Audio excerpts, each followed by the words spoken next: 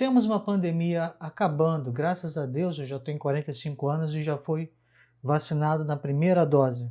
Já está quase acabando, eu creio que até o final do ano todos estarão vacinados. Aí cabe uma pergunta: vale a pena habitar na casa do Senhor, estar numa igreja, ou dá para servir a Deus em casa? Vamos conversar sobre isso?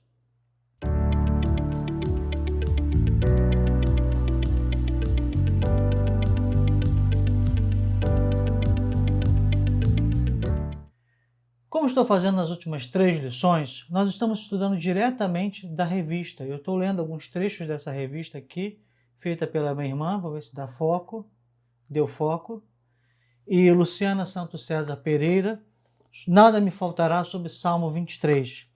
E estamos com coincidência, porque estamos em tempo de pandemia, e muitas igrejas estão fechadas ainda, muitos crentes estão com medo de ir à igreja, ou não querem ir à igreja, ou sinceramente não sentem que é a hora de ir à igreja.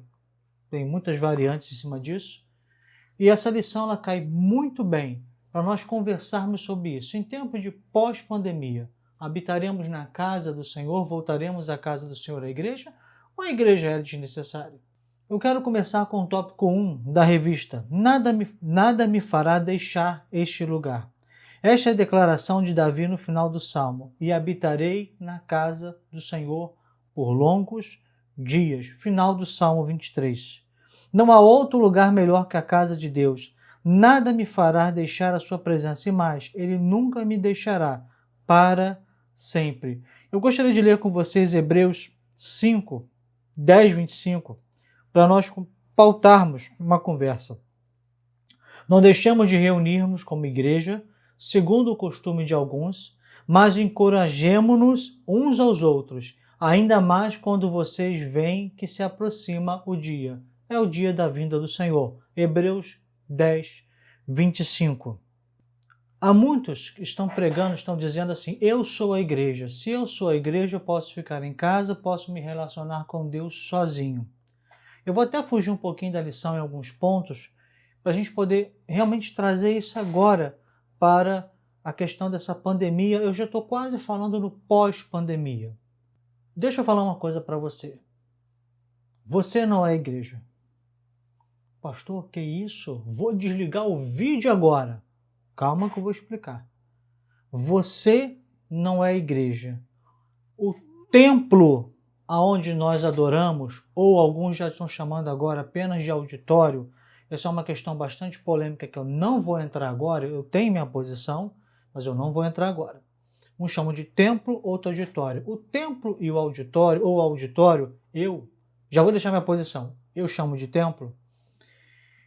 Ele, em si mesmo, não é a igreja.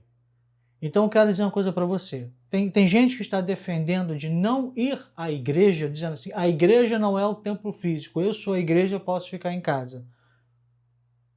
Tem um duplo erro.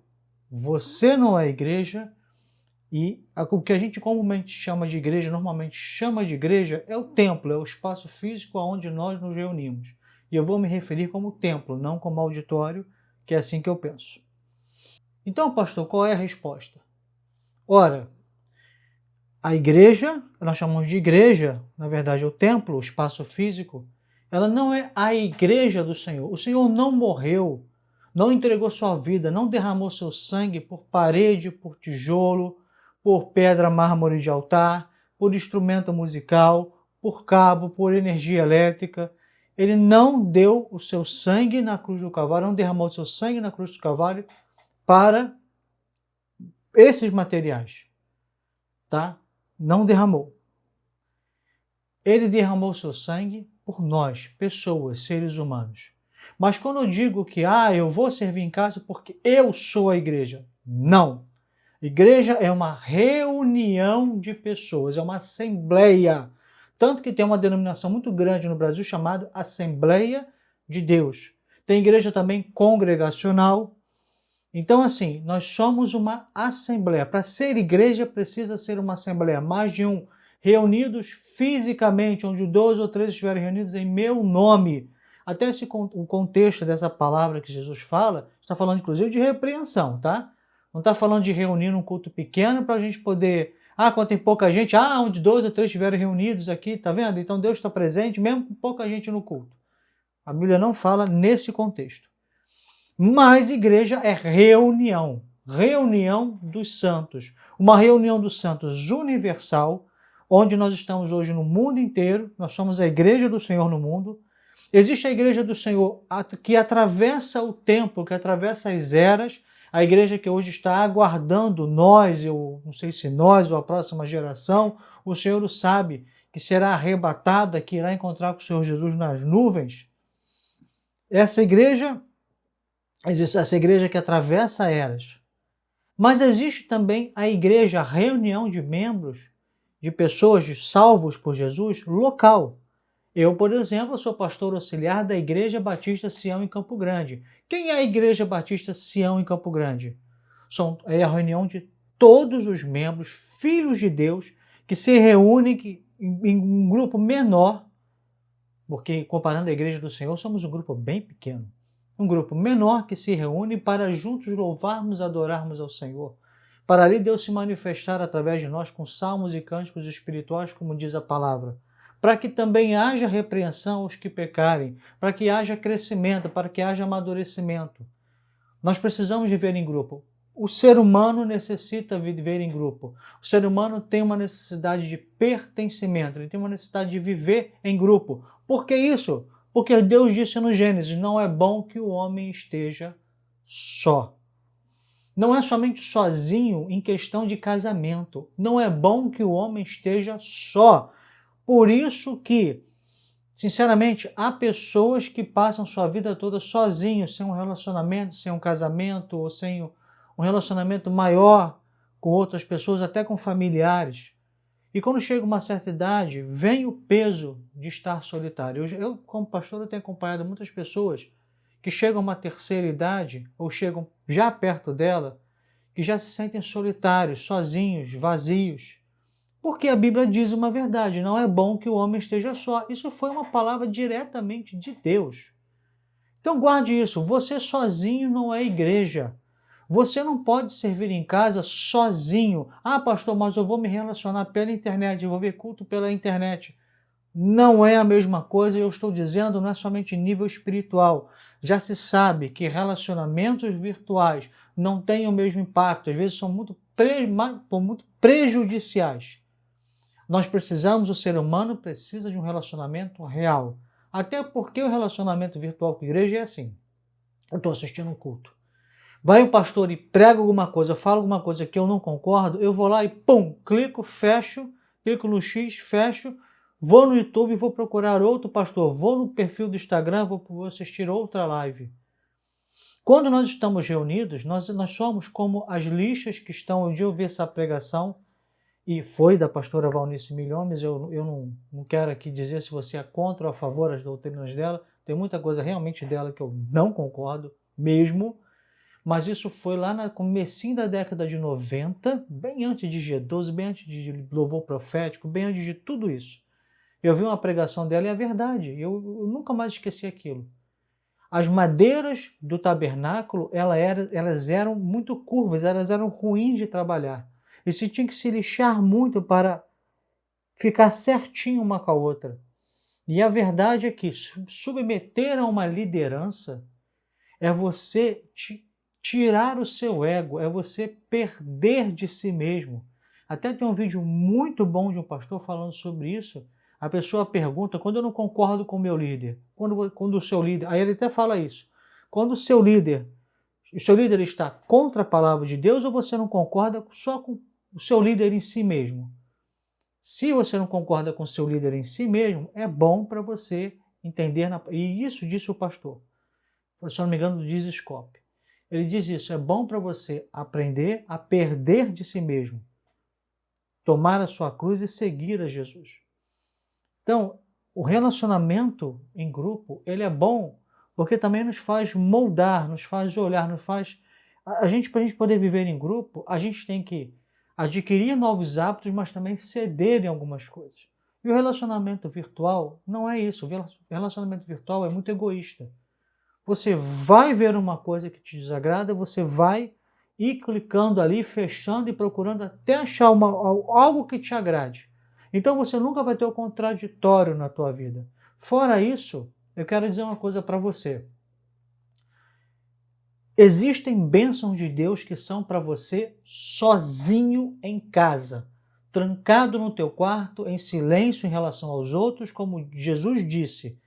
O seu pai que te ouve ali no secreto, até falei silêncio, no secreto ele vai te ouvir, vai te responder. Na nossa vida cristã, existem duas formas de nós nos relacionarmos com Deus, sermos abençoados por Ele. Uma é no secreto, é o nosso relacionamento pessoal com Deus. A outra é o nosso relacionamento através do corpo, é o Espírito Santo passeando no corpo, na igreja reunida, distribuindo dons, talentos, ministérios, repreendendo, como já falei para vocês, manifestando sua glória ali, derramando o seu poder no corpo reunido, adorando ao Senhor. Uma coisa não exclui a outra. Pastor, eu penso diferente. Legal, tudo bem. Mas eu cuido que eu tenho de Deus uma direção e por ela eu vou. Uma coisa não exclui a outra. Então, querido, pós-pandemia, eu posso ficar em casa assistindo os cultos como eu fazia? Não, porque você estará se alimentando pela metade, e alimento pela metade, ele leva também à deficiência. No caso, não é de uma deficiência espiritual, de nutrientes. Você precisa estar em contato com outros. Você precisa. Então, vamos parar por aqui uma questão? Resumindo, vamos resumir isso rapidinho. Você sozinho não é a igreja. Você sozinho é uma parte do corpo da igreja. Você sozinho é uma unha, um dedo, você é uma orelha, você é uma parte, mas você não é o corpo. Vamos tirar a orelha porque Cristo é a cabeça. Então vamos ficar do pescoço para baixo. Você é um dedinho do pé, um dedinho da mão, é tão importante quanto. Dizem, eu não sei qual é o dedo, né? Que você, acho que é esse dedo aqui. Se você tirar esse dedo, você perde 50% da força na mão. Toda a parte do corpo é importante. Paulo chega a dizer que até as mais indecorosas são importantes, onde nós temos o maior cuidado de higiene. Acho que vocês entenderam. Todas as partes são importantes. Mas você não é o corpo inteiro. Você é parte do corpo. Para ser corpo, para ser igreja, tem que ser uma reunião de pessoas em concórdia, concordando, adorando o Senhor, louvando o Senhor, engrandecendo o Senhor juntos. Então, vamos lá. Se igreja, parede, tijolo, se templo, ou eu vou chamar de templo, não vou nem chamar de auditório, se templo não é a igreja, nós chamamos por uma questão que a gente de costume, de secular, digo até milenar, é um hábito, acabou que fica. A igreja vai dizer assim, eu vou lá na igreja. A igreja somos nós. Quem fala isso está certinho. Só que está levando, às vezes as pessoas levam por um lado de exagerar e dizer assim, a igreja somos nós e vê assim, a igreja sou eu. A igreja sou eu, no sentido de que eu sou parte da igreja, mas eu sozinho não sou a igreja. Você sozinho em casa não é a igreja. Você tentando ter um relacionamento virtual com outros filhos de Deus não é a mesma coisa. E não digo só eu. Você pode pegar qualquer estudo. A era do conhecimento, se você observar bem, a era do conhecimento, a era digital, é a era onde a depressão, a ansiedade estão dominando. Os suicídios estão aumentando. O homem foi feito para se relacionar com o outro e a Bíblia, quando foi escrita, não foi escrita no mundo virtual, foi escrita para o mundo real. Porque Deus sabia, esse é o momento certo de escrever minha palavra. E esse aqui é que o homem tem de viver, independente da era que ele nascer. Então a palavra de Deus fala em reunião física. Por mais que tenha reunião virtual, e Deus sabia no futuro que ia ter reunião virtual? Deus sabia. Mas Deus disse, não, eu quero escrever nessa época, que eu quero deixar cravado, que a reunião tem que ser física. Então, querido, querida, Vamos nos reunir fisicamente quando essa pandemia acabar. Vacinou? Tomou a segunda dose de vacina? Já pode ir na igreja. Já pode ir na igreja. Se agora que eu estou falando, se você ouviu lá no futuro, né? Lá no futuro passou a pandemia, é a recomendação que eu dei. Eu tomei a primeira dose, vou tomar a segunda dose agora em setembro de 2021. Irei tomar. Se você está vendo depois, eu já tomei a segunda dose. E recomendo a todo mundo, tome a vacina. As 2 doses da vacina, a não ser uma que é a Janssen, que é de uma dose só. Você tome as 2 doses da vacina. Se vacine-se. Não se acostume. É muito bom assistir um culto do sofá da sua sala. Mas não é isso, que tu tá atrás de um computador, às vezes sentado numa cadeira. Eu tenho até que comprar uma cadeira para mim, tá rinchando essa cadeira, beça, né? Um dia ainda alguém vai me presentear com uma cadeira que não faça barulho. Mas essa que eu tenho no momento. Ficando atrás de um computador pode ser cômodo, mas não é aquilo que Deus deseja para você, não é aquilo que Deus planejou para você. Crente, o Filho de Deus, devem estar reunidos com outros filhos de Deus. E assim seremos cheios do Espírito, como diz a palavra de Deus. Vamos mais à frente. Tem um hino que é citado aqui na revista que diz assim: o meu prazer é te louvar, meu prazer é estar nos atos do Senhor, meu prazer é viver na casa de Deus, onde flui o amor. É um hino antigo chamado Em Espírito e em Verdade, da década de 90, que nós cantamos ainda na nossa igreja, porque a gente tem um hábito, né? Os hinos que são bons a gente mantém na nossa grade de programação e acaba não tirando. E nós cantamos esse hino até hoje. E diz assim a revista: nem sempre temos a consciência de que Deus está conosco, mas é assim que ele diz: eis que estou convosco todos os dias até a consumação dos séculos. Mateus 28, 20. Nós nunca poderemos fugir da sua presença, simplesmente porque ele habita em nós. E talvez seja uma confusão de achar que eu sou igreja porque Deus habita em nós, em mim. Deus habita em mim. Eu sou parte da igreja. Eu tenho que ter dons, talentos e ministérios para serem usados na igreja, no meio da congregação dos santos. Eu vou insistir nisso. Mas eu tenho que dizer uma coisa: Deus habita em você. Deus mora em você. E vamos mais. É por isso que quando o Filho de Deus sai da sua presença, afasta-se da igreja, por mais que se envolva no mundo, sempre sentirá o desejo de voltar. Mesmo que tente abafá-lo, o Espírito Santo dentro dele o impelirá a isso. É por isso que há um desejo. Olha, vamos lá, vamos simplificar isso. Deus habita em mim, Deus habita em todos os que trabalham comigo diretamente lá em Sião, lá na igreja. Eu já falei, né? Olha o costume aqui saindo, lá em Sião, na igreja. Você vai entender porque isso é um costume secular, né? Como diz até, milenar. Deus habita em todos que trabalham comigo, Deus habita em todos que estão ali na igreja, Deus habita em cada coração. E quando você sai da igreja, agora vamos para um outro ponto. Quando alguém sai da igreja, se afasta da igreja, mas é salvo, é convertido, o Espírito Santo não sai dessa pessoa. Eu sei que há denominações que creem que quando está na igreja está salvo, quando não está na igreja não está salvo. Um dia ainda vou trazer para você da onde veio esse conceito. Veio do catolicismo, lá no iniciozinho, bem no iniciozinho, não era nem catolicismo ainda, bem no iniciozinho da igreja, onde havia muita divergência doutrinária, e alguém diz assim: não, a salvação, não sei se foi Cipriano, tá? Eu tenho que confirmar isso. A salvação vem através da igreja. Ali começou a fundação do que nós conhecemos como Igreja Católica. A salvação pertence e está na igreja.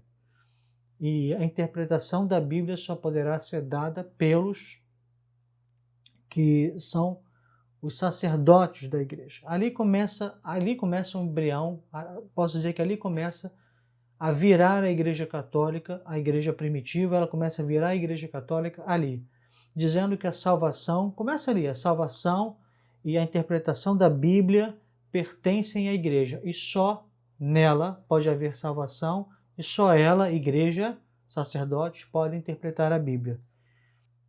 Eu não creio, porque não há nenhum indício na palavra de Deus sobre isso, de que saiu da igreja, saiu do seio da igreja, da congregação dos santos, perdeu a sua salvação, o Espírito Santo deixou essa pessoa. Porque para ele, se ele tivesse que retornar essa pessoa, Jesus teria que morrer a segunda vez. Quando a pessoa sai da casa de Deus, o Espírito Santo vai com ela. Porque se o Espírito Santo sair para ele entrar de novo, teria que haver um novo sacrifício do Senhor Jesus na cruz do Calvário. Isso não vai acontecer. Por isso que eu creio, e eu concordo aqui com a revista, eu concordo com o posicionamento da minha irmã, que quando o crente sai, se desvia, mas ele é convertido, salvo, ele tem o Espírito Santo morando dentro dele e insistindo para que ele volte à casa de Deus. Filho de Deus, por mais que tente abafar, ele tem saudade da casa de Deus. Ele tem saudade. Tem saudade e os hinos tocam, e a palavra toca, e ele fica com essa saudade, de vez em quando essa saudade brota. Temos vários youtubers aí que já passaram pela casa de Deus, alguns que são filhos de Deus, filhos pródigos, e que em momentos, nem só youtuber, inclusive apresentadores de televisão, em momentos difíceis se lembram do seu Criador, se lembram de Jesus, se lembram da palavra que eles viveram, e eles evocam essa palavra e ela brota neles. É uma pena que eles tentam abafar de novo. Eles deviam deixar brotar de uma vez por todas.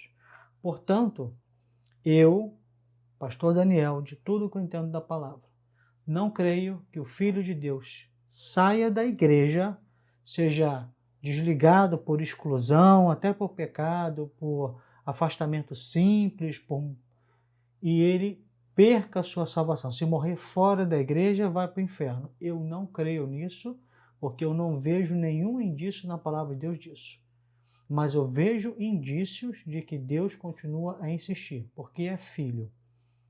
Aí entra a parábola do filho pródigo que Jesus falou, que Jesus contou.